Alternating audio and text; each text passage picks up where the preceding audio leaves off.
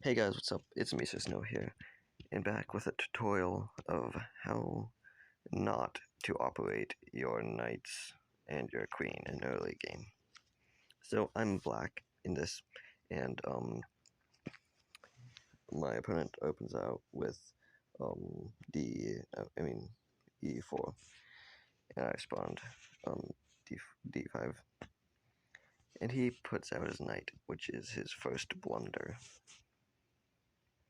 Because then I just move my pawn, and he has to move his knight again, which he does. And I move my pawn, and he has to move his knight again, which he does. And I move my pawn, and he has to move his knight again, and he does. And then I put out my pawn, and he has to move his knight again, but he doesn't.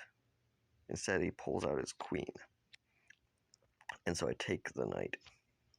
Easy 3 points, got it. And then he takes out my pawn.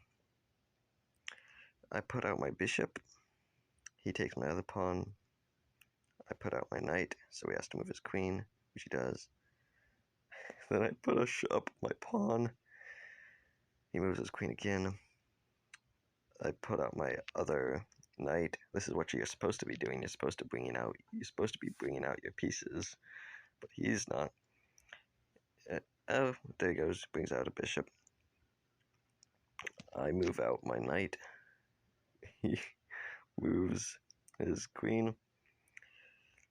I move out my pawn. He moves out his. I move my knight again, and he moves the queen. And I take it. So yeah, that's how you are not supposed to move your knights and your queen. I mean, this entire thing is just a perfect example of what not to do. I mean, starting with that move right there, just started it all off where he has to move his knight a million times. Yeah, and ended up with him blundering his queen, which I took happily.